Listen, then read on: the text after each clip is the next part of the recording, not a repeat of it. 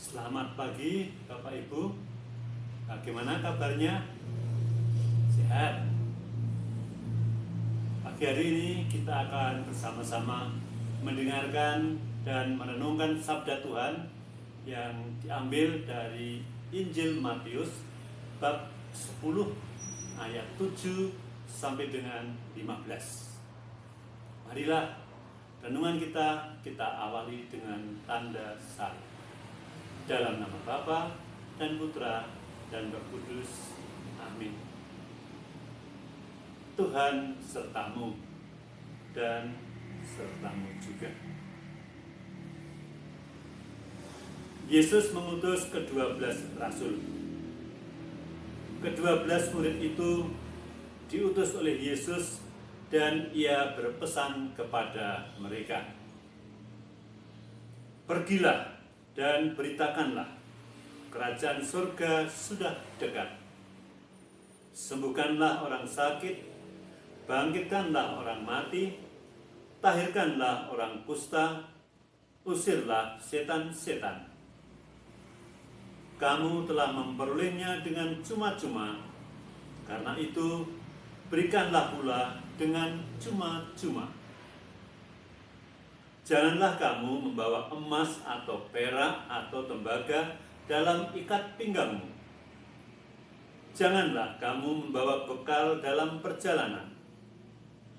Janganlah kamu membawa baju 2 helai, kasut atau tongkat, sebab seorang pekerja patut mendapat upahnya. Apabila kamu masuk kota atau desa, carilah di situ seorang yang layak dan tinggallah padanya sampai kamu berangkat. Apabila kamu masuk rumah orang, berilah salam kepada mereka. Jika mereka layak menerimanya, salam itu turun ke atasnya. Jika tidak, salam itu kembali kepadamu.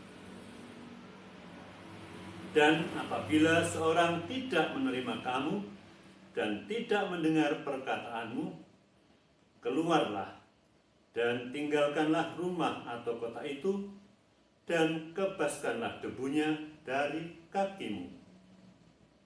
Aku berkata kepadamu, sesungguhnya pada hari penghakiman tanah Sodom dan Gomora akan lebih ringan dan tanggungannya daripada kota itu.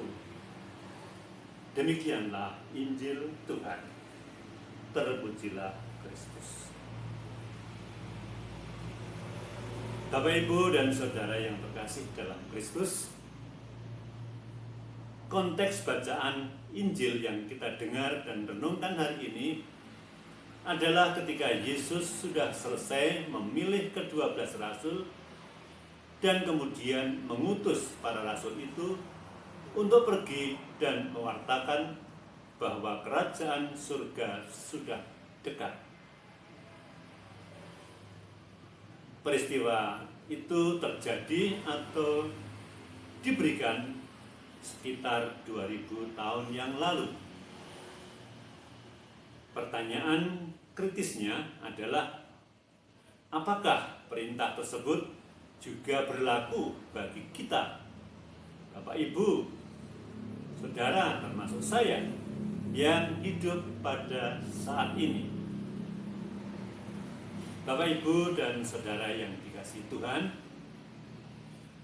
setiap kali kita mengikuti perayaan Ekaristi dengan lengkap, pada akhir perayaan ada bagian yang disebut ritus penutup.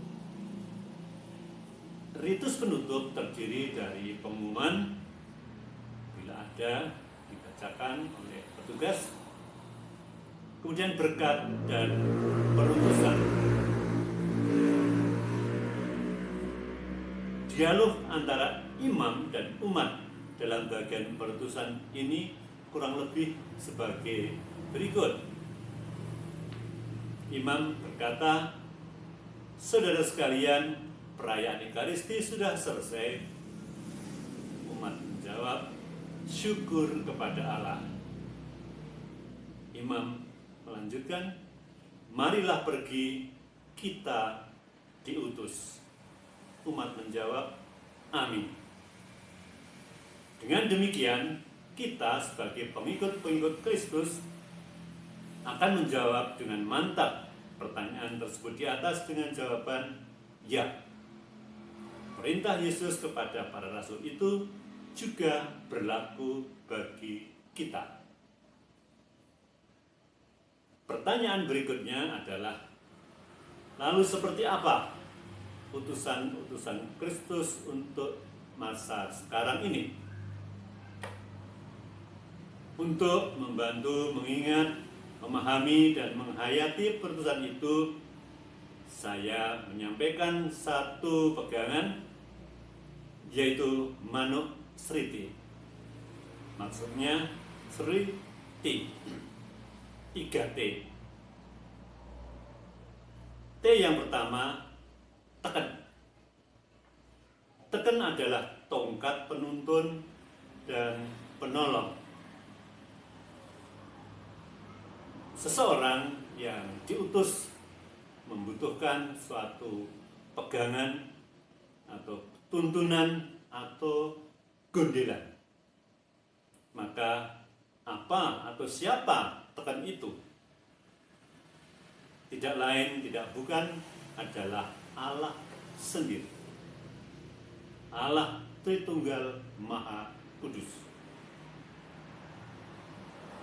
Sebelum kita diutus dengan perantaraan imam selaku pemimpin perayaan Ekaristi, kita dibekali dengan berkat Tuhan dalam dialog sebagai berikut. Imam berkata, Tuhan sertamu. Umat menjawab, dan sertamu juga. Imam berkata, semoga saudara sekalian dilindungi, dibimbing, dan diberkati oleh Allah yang Maha Kuasa, Bapa dan Putra dan Roh Kudus. Umat menjawab, amin. Kita dibekali oleh Allah Bapa, Allah Putra, dan Allah Roh Kudus. T yang kedua adalah tekun. Kerajaan surga adalah kerajaan Allah. Kerajaan surga adalah kerajaan kasih. Mana buktinya kalau itu merupakan kasih?